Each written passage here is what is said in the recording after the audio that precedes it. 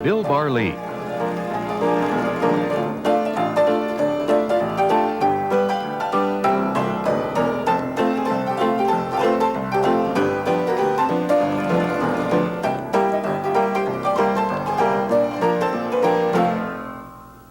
Welcome to Gold Trails and Ghost Towns. I'm Mike Roberts, and Bill Barley, our resident guide and expert on things gold traily, I guess. We're talking about silver today, though, and I just visited this place for the first time this past year, Ainsworth.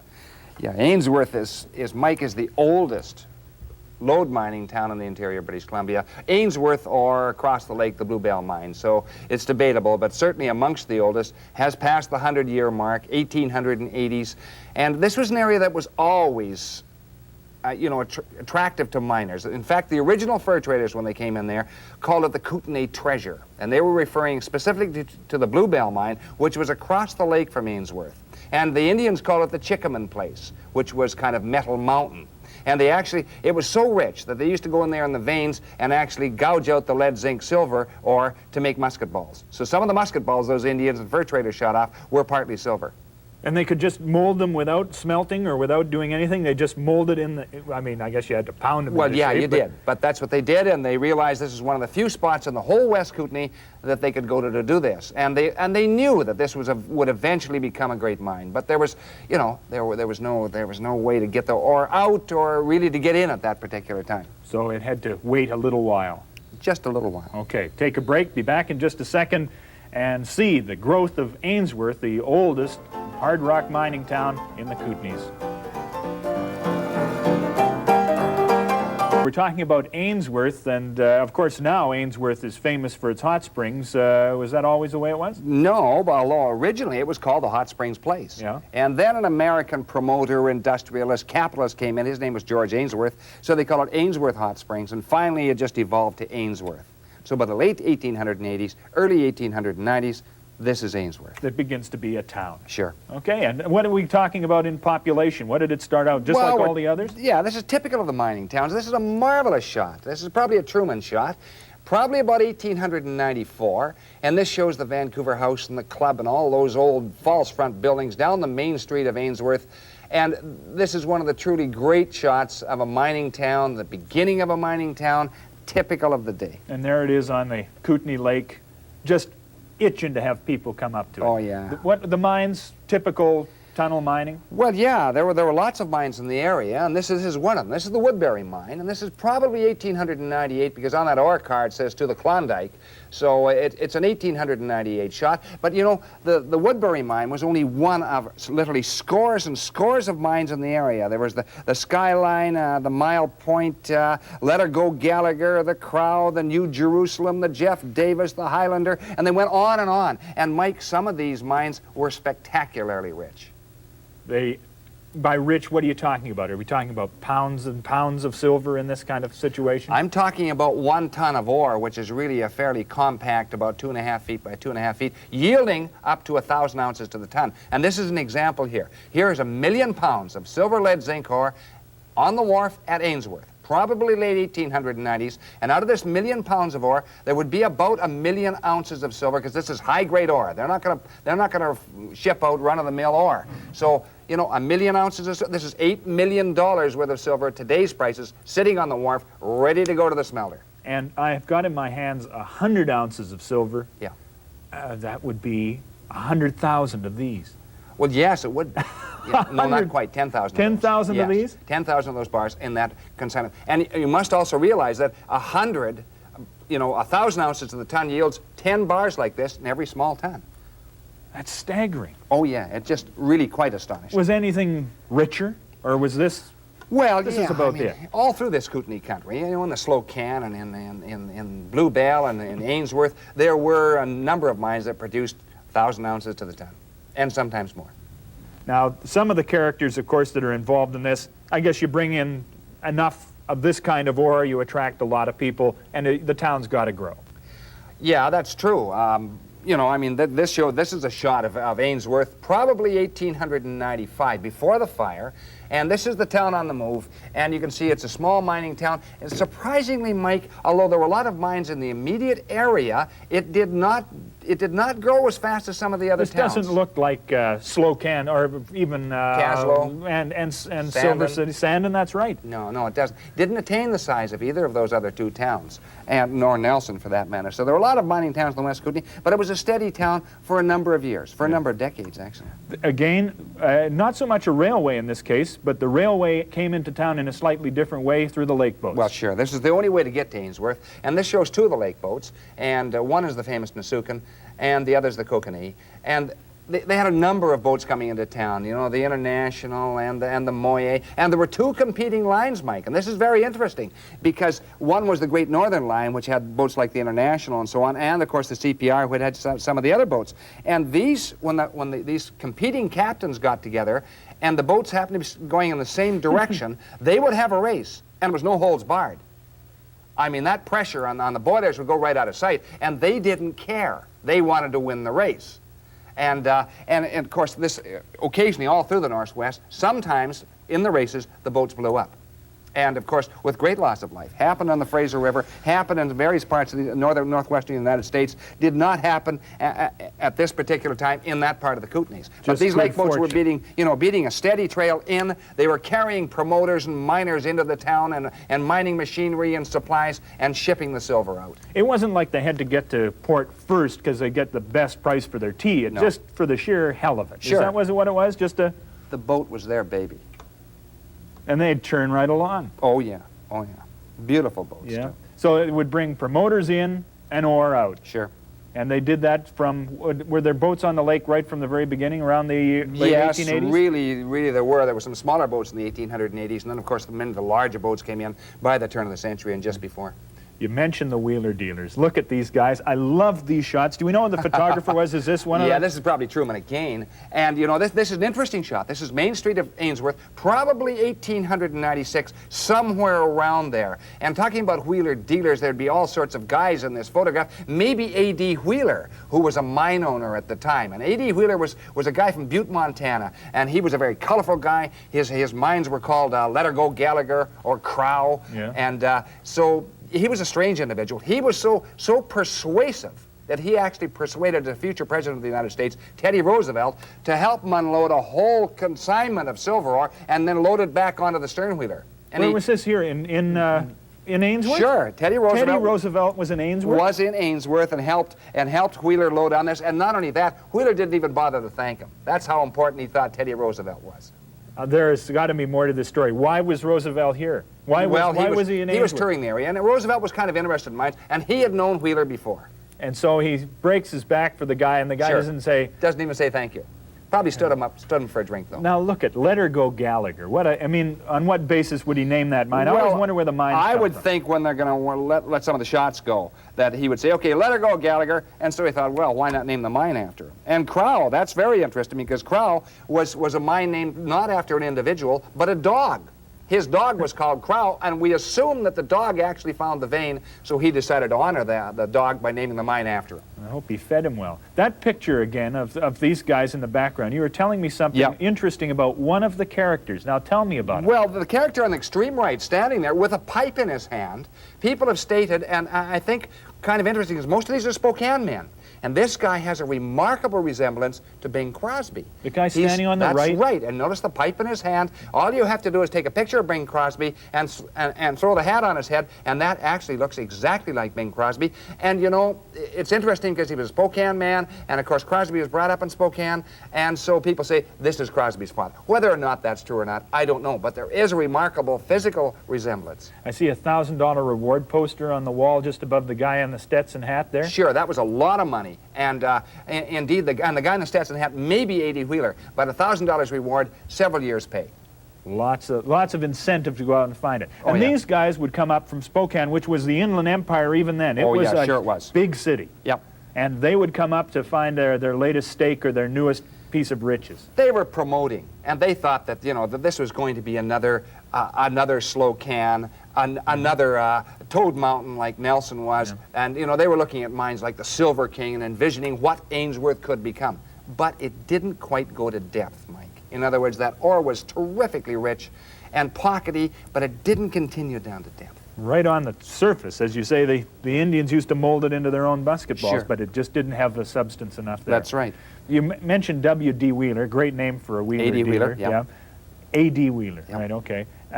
There is another guy you said has got a reputation for, never being seen sitting down. Who is this guy? That was a guy called Handsome Rory McLeod. And Handsome, is that part of the name? Well, Handsome that was his nickname. He Yeah. was very good looking, and when he came into a room, everyone stopped and looked at this guy because he had that kind of charisma, I guess you'd call it that stature. And the strange thing was, nobody ever saw him eating a meal, and in all those years he stayed in Ainsworth, no one ever saw him sitting down.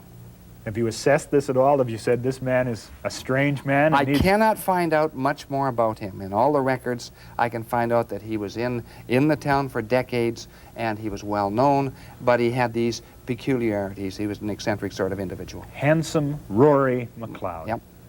And these people came in. Did the town, you said the town never really grew any very big compared to some other locations, but it must have been bustling. It must have had all the hotels, all the Sure, red light districts, all of the other kinds of things. Yeah, that's true. But you know, it was a strange sort of town, but it had the usual flaws. And one of the flaws was that the town was a wooden building town, and they were side by side. And of course, the bane of the wooden building towns was fire. And this is precisely what happened in Ainsworth in 1896, the spring of 1896. Terrific fire cut through Ainsworth, and the result was the town was almost totally destroyed. We needed 3 or 4 people to put this one into my hands. This is, what is it? It looks like jail bars. It's a jail window, and it came from a Kootenai mining town, actually, in the Slocan district, and it went through a fire similar to the fire in Ainsworth, and it shows the only thing that survived the fires, Mike, was really the hand wrought ironwork. It would survive a fire pretty well. This is the artist at work, isn't it? I mean, this guy was the blacksmith who put this together was a real craftsman. Oh yeah, and that was a swing, so they could swing that open, and they would have to lock it again afterwards, and then feed the prisoner, and they'd leave him in there for another 24 hours. Even the very ends of this here, I'll try and turn this around, but each end of these bars has been a sharpened object to spread it all, so it can't be slid through. Oh no. You can learn a lot about the craft of the blacksmith just by looking at this thing. Some of these blacksmiths in those old mining towns knew everything about metal. Okay. So, after the fire, what happened? Was that signal the end of the place? Well, no, it didn't really. This shows a shot of the town after the fire, and you know they rebuilt.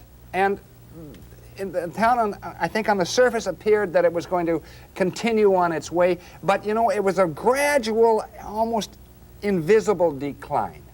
Slowly, one by one, the mine started to shut down, and there were times when the area crackled with excitement when they made a new discovery. But those new discoveries weren't like the discoveries of the 1880s and the mid 1890s. So these were more infrequent, and as they were more infrequent, the population began to decline, and Ainsworth kind of settled back into kind of a town of little repute in the mining world, really a secondary camp. I guess even in the mind of the promoter, he said, heck, we've gouged 6 or 7 years of good stuff out of this. We can't see 6 or 7 more coming out. So they were probably reticent about going back in in a big way anyway. And there were other places to go, There were other places in the Kootenays that were attracting much more attention. Of course, Rossland was on the move. And places like the Sullivan and Kimberley and Moyer and all these other towns. So Ainsworth did take a secondary position. Okay, but it didn't die. And when we come back, it became a place, because of the hot springs, it became something that people wanted to go to on an outing. And we'll take a break and come back in a second and talk more about the second life of Ainsworth. Yeah.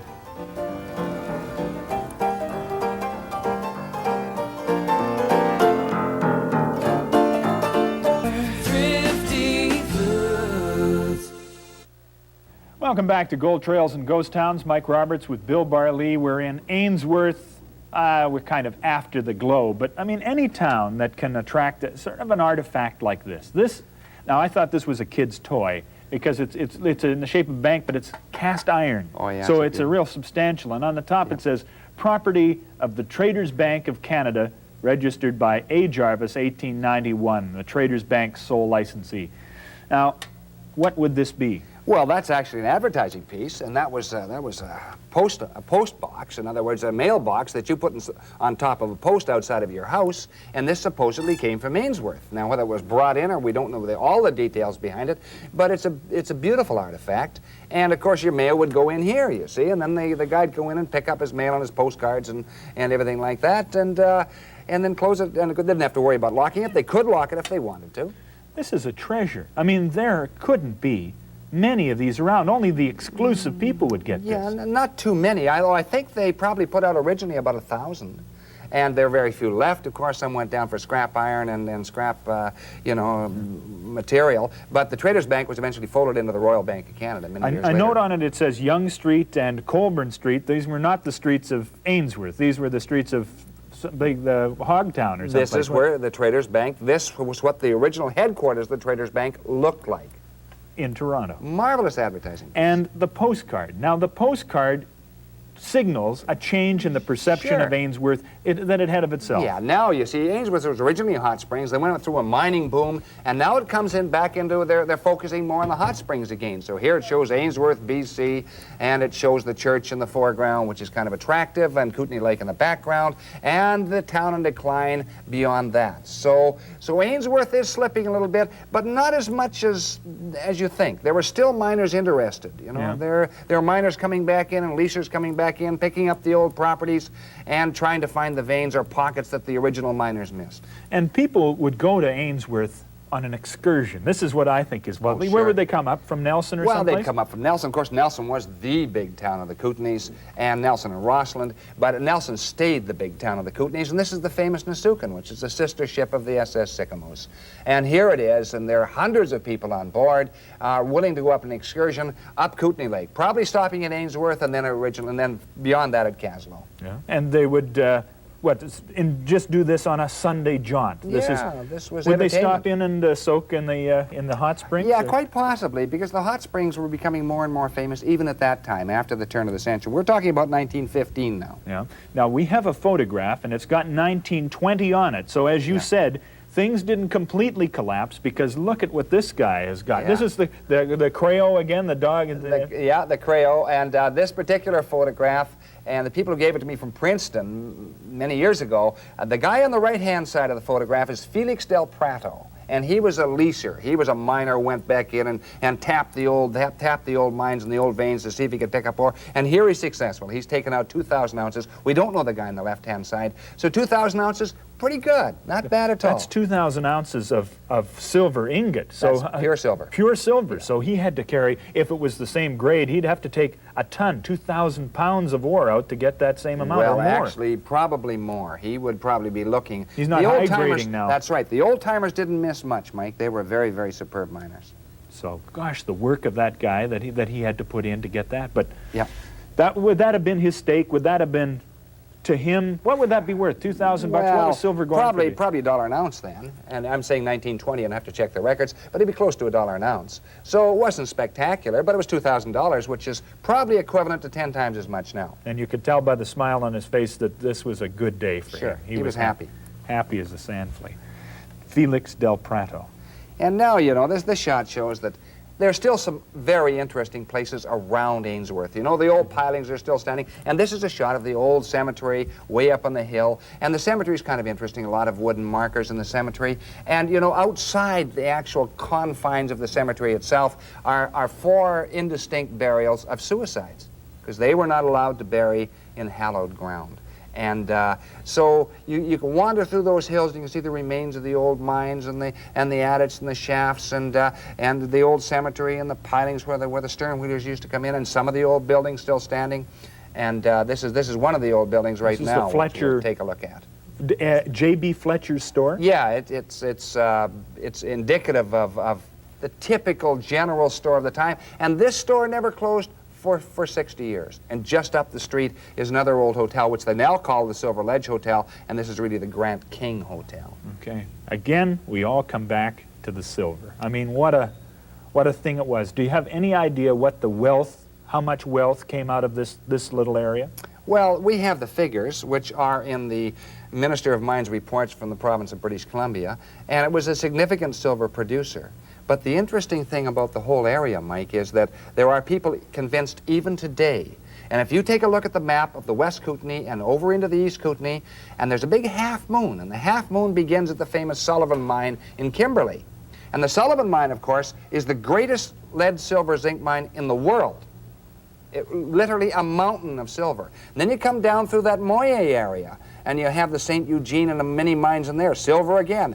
Then you come across into the Bluebell region, and that was the famous Bluebell mine. Then you come across... That's Metal Mountain. That's Metal Mountain, or Chickaman Place, or the Kootenay Treasure. And then you come across into Ainsworth itself, and you get all those mines in Ainsworth, and then you go up into the Slocan. So that you have kind of a half moon, a crescent moon of silver. And some of the mining men of the West Kootenay and the West are quite convinced that there remains another one or two great mines in that rather fascinating part of the West Kootenay country. Because if you find a gap in what apparently is a contiguous area, you say, we've missed something. That's right. Is and it a depth or something like that? They think it's deeper, you know, and this, of course, is a very expensive proposition, would mean drilling down hundreds and hundreds of feet. Yeah, because I guess the market for lead's kind of gone. The market for zinc is at a flat, and silver is at $4 an ounce, isn't it still? Well, no. $6 Silver is about $6.50 US, so that's about eight something Canadian. So that there's still an attraction. You know, silver and gold are two of the what we call the noble metals, and platinum comes into that as well. So that I find this area really quite intriguing.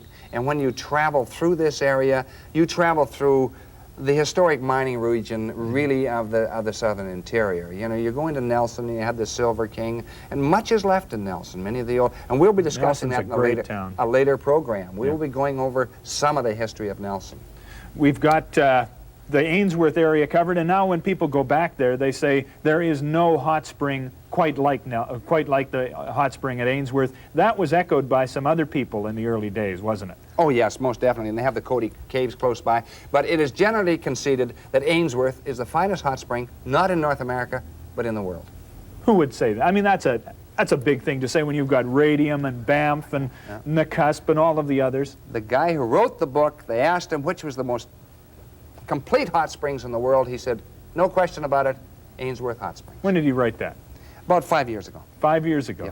That's a major statement. When you go back there today, the hot springs are there, but little else. You have to do a little walking back in the bushes. But several buildings still standing in Main Street. Yeah. And then the cemetery and the mines all around, covered with history. All right. Thank you very much, Bill. Welcome, Mike. Ainsworth, and named after George Ainsworth, started off as a place where you could go to like a spa, but then turned into one of the biggest silver producers in the West Kootenay. That's our show for tonight. We'll be back again, of course, next time with some more treasures and some wonderful stories from the gold trails and ghost towns of British Columbia. We'll see you then.